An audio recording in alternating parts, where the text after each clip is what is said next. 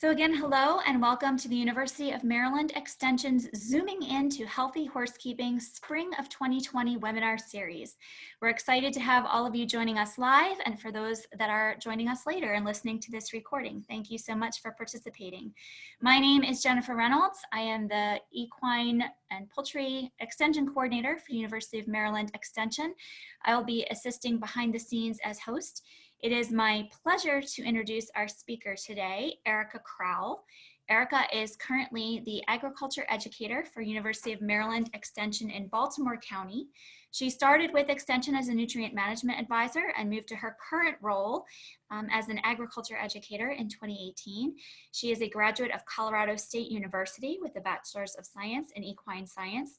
She provides outreach and education in the areas of equine and livestock management, pasture management, and soil health. Erica is a Harford County native and grew up riding with Elkridge Harford Hunt Pony Club. In her spare time, she still enjoys fox hunting with Elkridge Harford Hunt and Mount Carmel Hounds, and she also rides amateur steeplechase and flat races throughout the year. We're very happy to have her joining us today, and she'll be presenting Winning the Mud War on Your Farm. Great, thank you, Jen. Welcome everyone to today's session. I picked this kind of topic because I think it's kind of timely with the fact that it seems to always be raining in early spring. We've been lucky this last week that it hasn't rained too much, but I do think there's more rain to come. So I'm sure we've all have battled the mud situation on our farm at some time or another. So you can answer in the chat. I might ask some questions throughout the webinar. I didn't put up any polls, so you can just answer anything in the chat. And also if you have questions, like Jen said, please put them in the chat and we will answer them as we go. So I want to start with why should we eliminate mud? Mud, we know it has all sorts of issues, but really it transmits bacterial and fungal diseases. I'm sure we've all have seen thrush in our horses' feet, mud fever, mud scald down on their ankles, and rain rot throughout their back. It also, these horses, when they're laying in the mud, it reduces their core temperature, which also can be harmful to them, especially if you have an older horse or a horse that has some metabolic issues and you're trying to get weight on them. It's also a breeding ground for any unwanted insects. In this area, we really deal with West Nile virus, mosquitoes. So we don't want to, give them any more water and have them breeding in areas where horses are. It also increases erosion and nutrient runoff. Maryland really strives with our nutrient management program, trying to make sure that we are decreasing erosion, making sure that our nutrients from fertilizers, from manure, are really contained and are not running off into our bay. And it also reduces farm efficiency. No one wants to be slopping around in the mud, tripping, losing your boots while you're trying to bring in horses.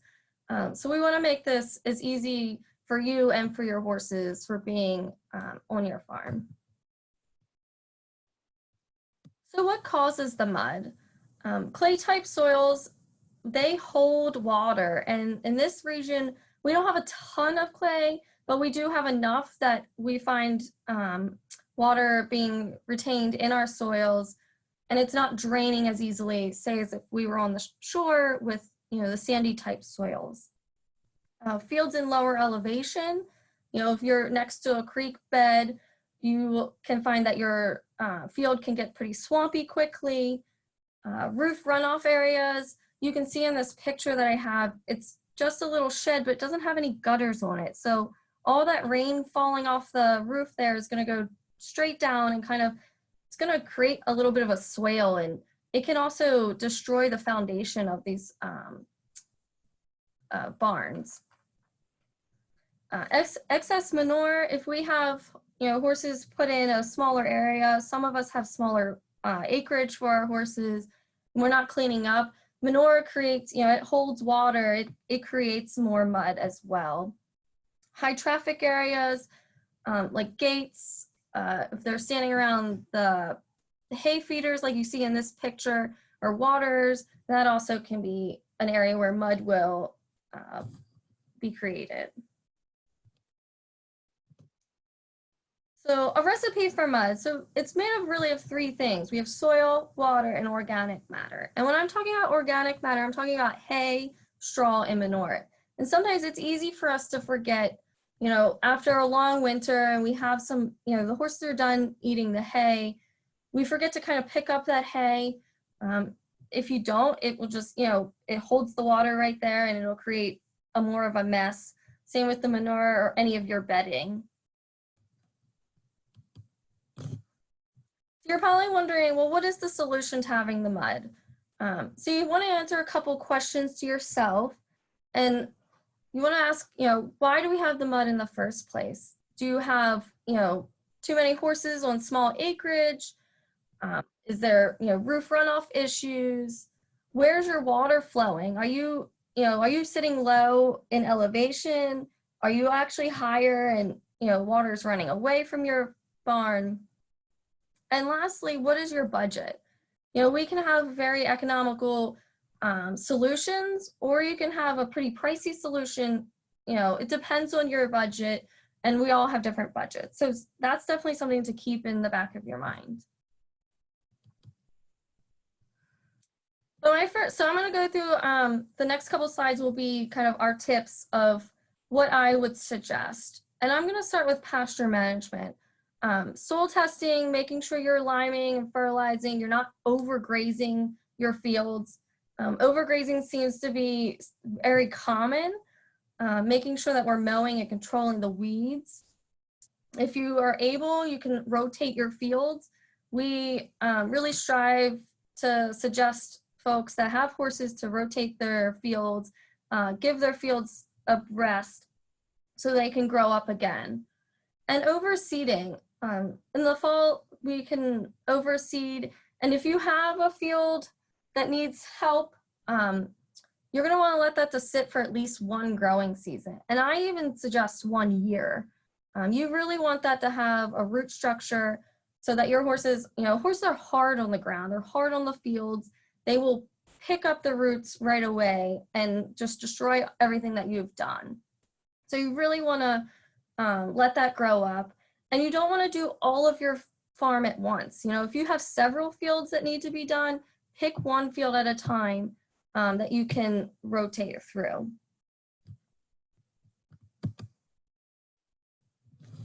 Another idea is keeping horses off your wet pastures. You're probably thinking, well, how in the heck am I going to do that? And I'm going to give you some ideas after this. But, you know, if your horses are on those wet pastures, they're just damaging the plant roots. They're compacting the soil. And when the soil is compacted, there's, you know, the infiltration is decreased. So it kind of is going to start looking like this picture that I have here for you, you know, where everything looks pretty broken up and there's clods of mud everywhere. And we really don't want our fields to look like that, right? You know, it's also an eyesore to us. So to keep your horses off of these pastures when they're wet, I really suggest having a sacrifice area. And when I talk about BMPs, I'm talking about best management practices. So a sacrifice area is, you know, a smaller area where you can confine your horses during the winter, early spring, or any time, you know, simply when it's too wet or overgrazed. In this area, you're going to want to make sure that it's located somewhere higher in elevation from the rest of your farm, you know, if you are sitting down your creek beds, and make sure it's convenient to you. And when I mean convenient, you have to remember that you're going to be walking your horses out there every day. You're putting hay out there. You have to clean the waters. You know, do you need lighting? Do you need a water line there? So make sure it's not a pain, because when it's a pain for us, we tend to not use those areas. And the size really depends on the amount of horses you have and the age. You know, if you have younger horses or weanlings, you might need a larger area because they're going to be romping around. Where if you have older horses, they're more sedate, so you might not need as big of an area. But we do recommend at least 600 square foot per horse. And you'll see that some people have little individual pens as sacrifice areas. and some have like a bigger one area where all the horses can be together. And these are two examples that I found. The picture on the right is an example that we have at our Central Maryland Research and Education Center in Clarksville. So this is one area where 4 horses can bathe. The shelter is in there, they get into the run-in away from the rain. You can see by the picture, it looks like it had rained recently. And they also have the hay in there as well. On the left, this is more common out west, or you'll see it in the Western world.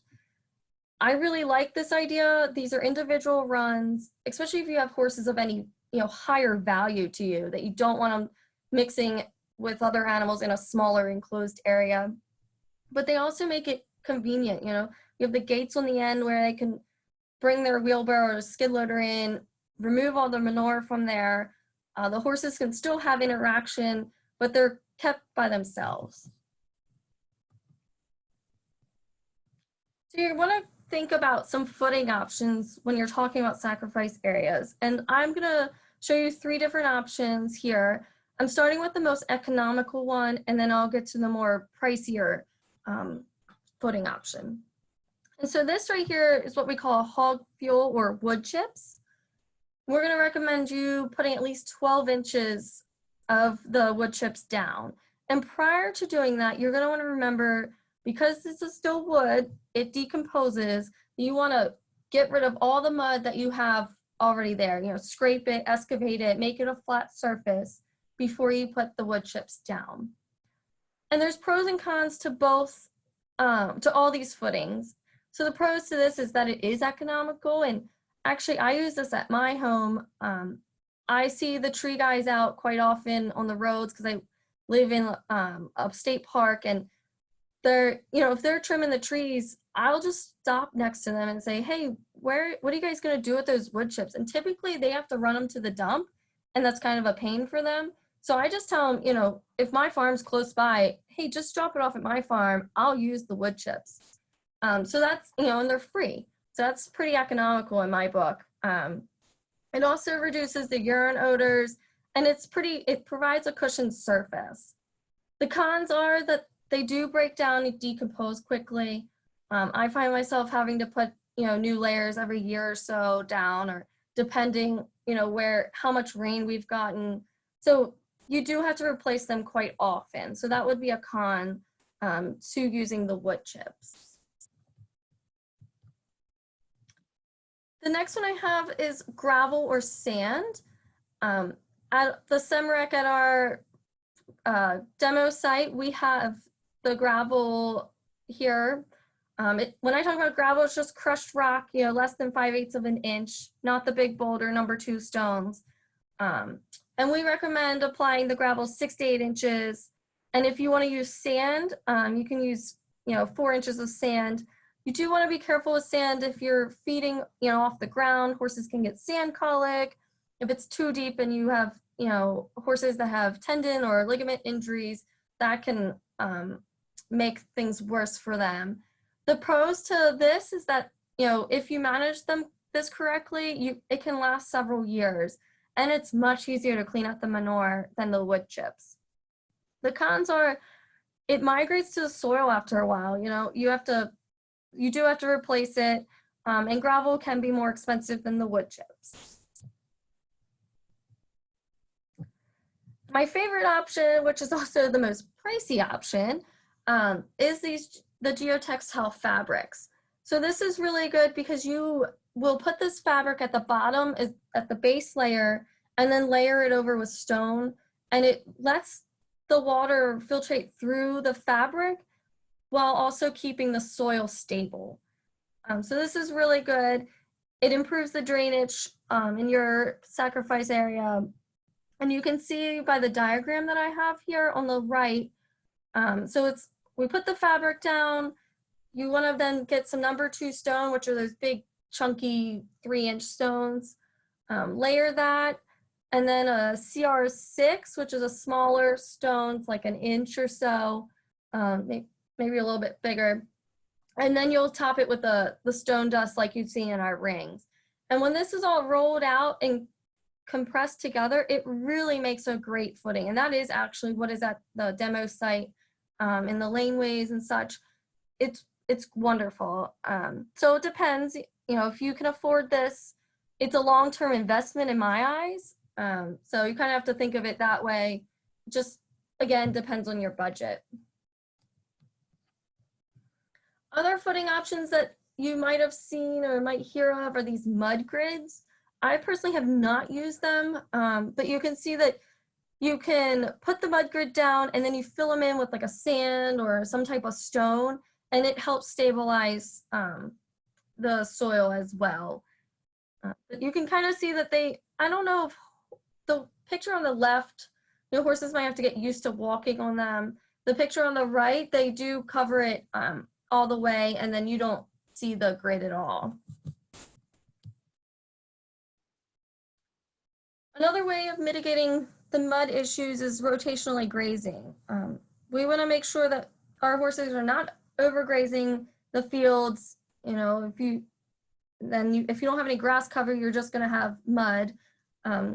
So we say grazing these fields at 6 to 10 inches, and then when you get down to 4 inches, stop grazing and move the horses to the next paddock. And it depends on the spring. If it's spring, the grass is growing faster, so you'll be able to rotate them, more quickly. If it's summertime, grass is not growing fast at all. It's pretty dormant, these cold season grasses. So it might take 6 weeks before you can return them to that paddock that they just left. So it depends seasons and the types of grasses that you have in your fields. This is an example of what Dr. Amy Burke and Jen Reynolds have set up at the Central Maryland Research Center. So it's a 5-acre plot, and we have 4 paddocks that are a little over an acre in size. And then we have the laneways, which are like a heavy use laneway, and same with the heavy use sacrifice lot in front of the shed. So this is really helpful. We can rotate through the pastures when it's too wet or the grass just simply is not growing.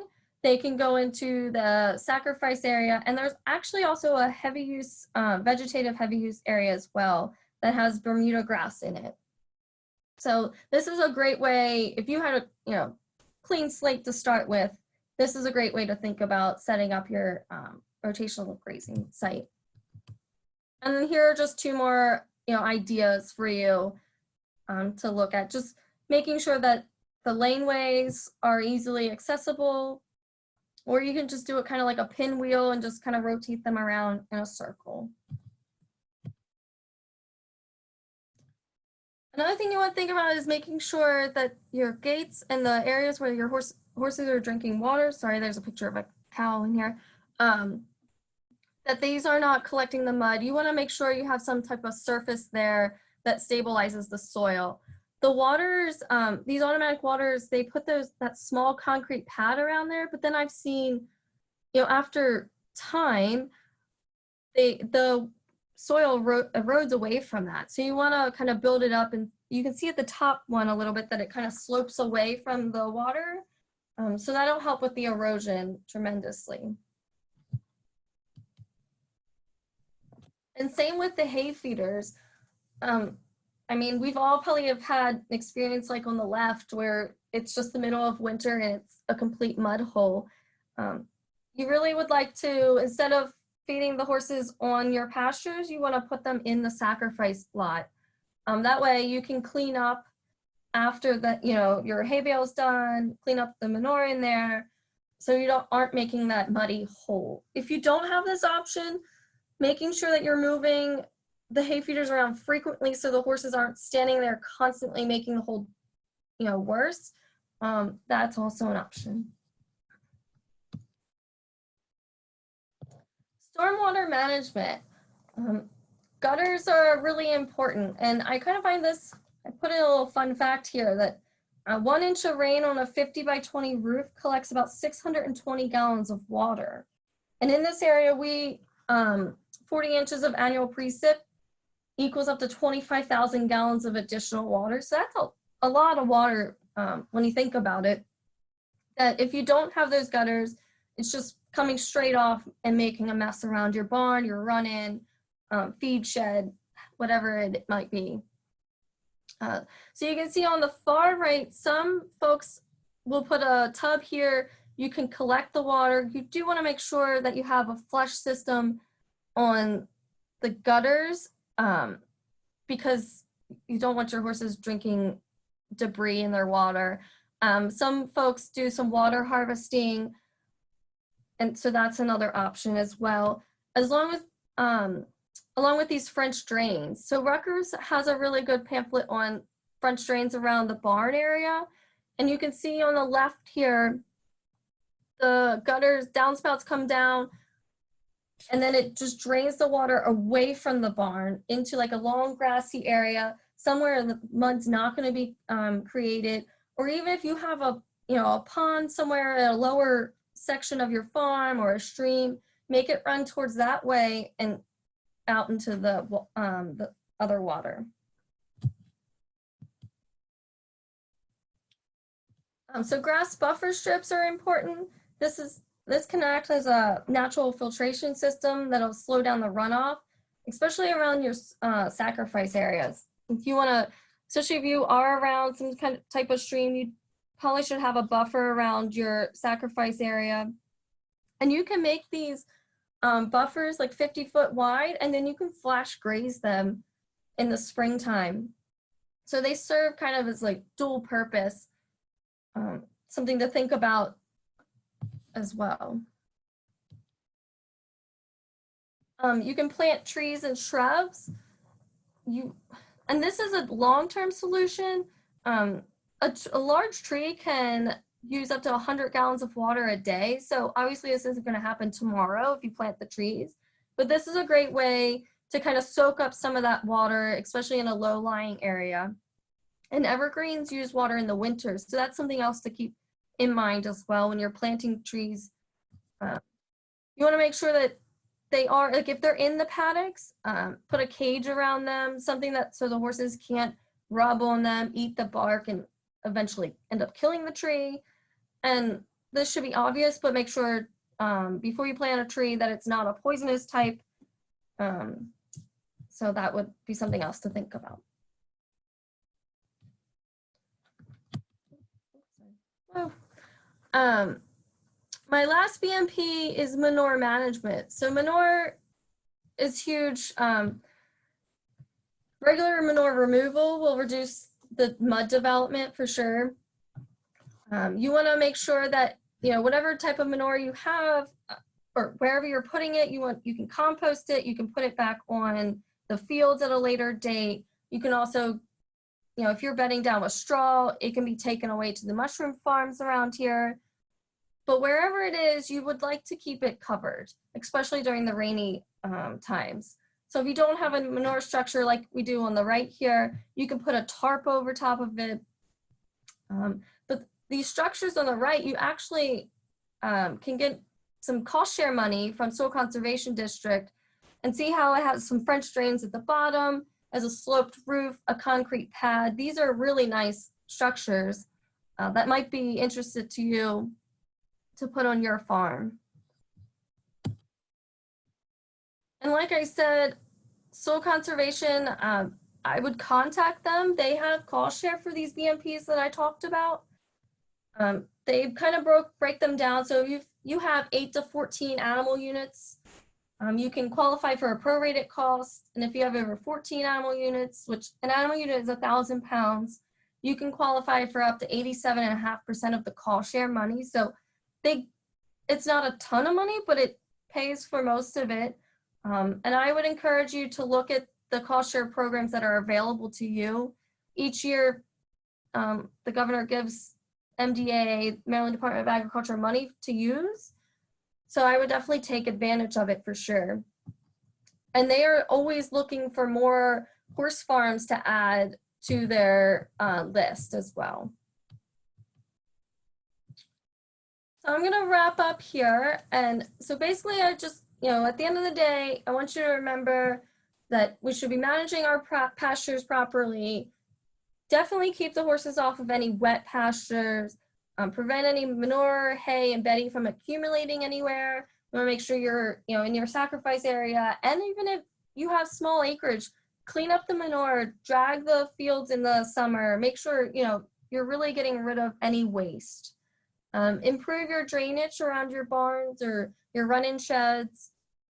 Manage the stormwater like we talked about with the drains or the gutters and downspouts. And then if possible, I would create a sacrifice area to reduce the mud so these horses can, have somewhere else to go during the wet times. And it'll make your life definitely easier in the long run for sure. So it looks like we have a question. And Andy? Okay, so we do have one question so far. This question says that they have a mixed sheep, goat, and ox operation. Is there a sacrifice type footing that works best with the tiny ruminant pellets that's softer than concrete?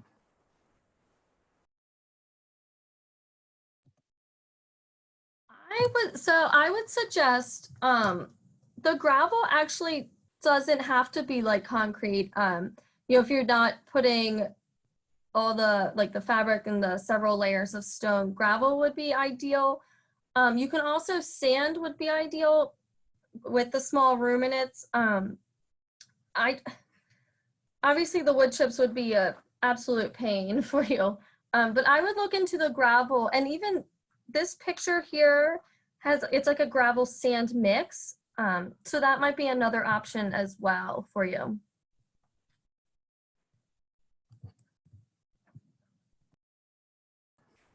Okay, so we also have a comment here about cost share programs to remind folks that there are federal cost share programs that might assist with installing some of these BMPs as well. There is another question here regarding trees. So what kind of trees or shrubs do you suggest, or does that depend on your region and county and soil type? And then the second part of the question is there a list of poisonous trees and shrubs and plants that are poisonous to horses? So yes, there is a list. I can get your contact information and I can send you a list of poisonous trees and shrubs for sure.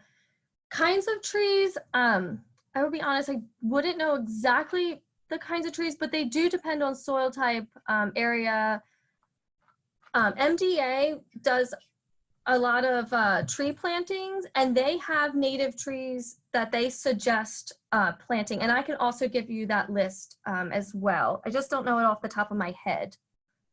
Or ask your, you can ask your horticulture extension agent, who is my, master gardener. But I can get you a list of both for sure.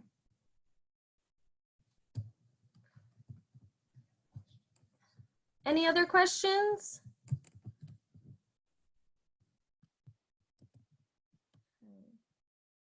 So here's just a couple resources that I found were pretty helpful that you may want to take a look at. University of Massachusetts, Oregon State, and then MDA has a great list of resources here.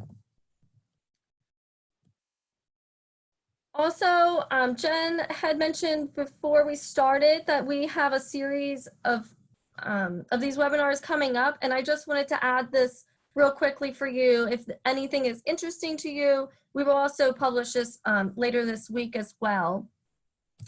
So, and this will go through the end of June. So we're going to talk about, parasites, pasture performance, nutrient management, forage selection, and then weeds, because we all know that sometimes we deal with the weeds in our fields. So we have a lot of great webinars coming up. And before we end, oh, there's another question. I can definitely include the list in the resource list for you. We all, as extension agents, have to be evaluated when we give our webinars. So if you don't mind, I have a QR code that you can just click on with your phone, or I will put a link into the chat and you can evaluate if you like this webinar, if you and any suggestions you have for us. I think with that, we are finished. If anyone has any questions, please let me know. Thank you so much, Erica. We appreciate the presentation today. Hopefully everyone's found some useful information and gotten your questions answered. We can certainly make sure that links are included. We do intend to post this recording to our YouTube channel. And that will be, the YouTube channel is University of Maryland Horse Extension, and we can make sure to add those links to that posting as well so that you can find those there. Remember, again, as Erica mentioned, that our upcoming webinars, information about them will be posted to our Facebook page. We'll share them on our website as well. We hope that you'll follow us in any way that is convenient and that you're able to do so, and keep checking in with us as we try to provide some more of these educational opportunities throughout the next month. So thank you all so much for joining us. Again, we will make sure that we get those links shared for you and that you have them available. So again, thank you so much for participating today. Thank you.